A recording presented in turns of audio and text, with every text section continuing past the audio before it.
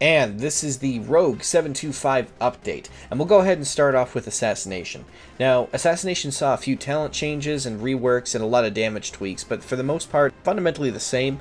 That being said, I still went back and redid the rotation. The old one was working fairly well, but I wanted to make it so that the new one functioned even better. So a couple things that have changed are now the dot trackers are now using percent-based duration trackers. That way that you'll always maximize the pandemic uptime as 100% uptime as best as it can.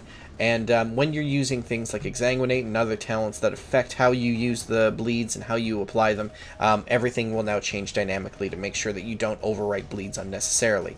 It also is set up so that it'll maximize the total uptime of Envenom, and Venom will now cast at 3 or more combo points no matter what, and just to make sure that it's up as much as possible. And when you're using the artifact ability, it is set up that as soon as Envenom appears, it'll pop up, and then Envenom itself will try to maintain it, the buff as much as possible so you get the maximum damage out of it.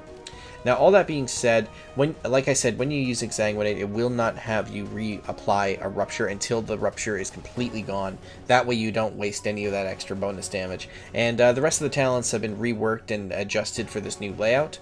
And as you can see, the combo points have also been reworked. It's now a bar that dynamically changes from 5 to 6 to 10 combo points as you change your talents around, looking more like the arcane power, the arcane charges from the mage profile. And moving into combat, the only thing that really changed here was the importance of each individual buff. They made it so that it's much more difficult to get more than one buff at a time, so that in turn made it so that the buff's values had to be adjusted. All that being said, I've made it so that 5 of the 6 buffs are equal in value, with Grand Melee still being the lowest value buff. And that is based off of feedback and other information I was gathering while building the profile. And so when Grand Melee shows up as the single buff that you have, it will have you re-roll. Otherwise, it'll just maintain the buffs that you have at that moment. Other than that, the rotation has not really changed much. I've modified how the combo points are accepted. It'll, like the other profile, have you use combo points a little bit more often than before, but the rotation didn't really need a whole lot of tweaking. All the changes to Outlaw really stemmed from them gaining new passives and then the buffs being adjusted and tweaked, as well as Roll the Bones, the percentages of what buffs you can have being tweaked heavily.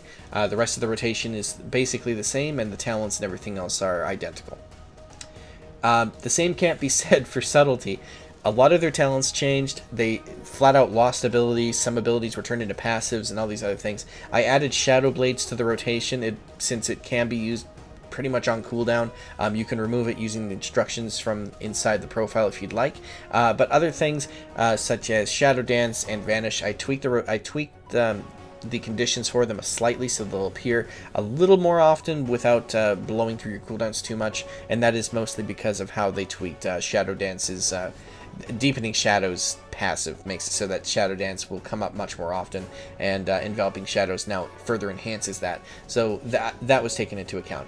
But the rotation, the only thing that's really changed is it'll maintain Nightblade as much as possible, and the rest of your abilities will function the same ways they did before. But yeah, that's the Rogue profile, guys. I hope you guys like what you see, and as always, please give me feedback. I don't personally play Rogue very much, so it's a very tricky class to get right, and your feedback is the only way that I can really make this work the way that it should. So please just give me your feedback. You can use the contact section on my webpage to give me any sources, or just comment in the video here, and I will catch you guys in the next video.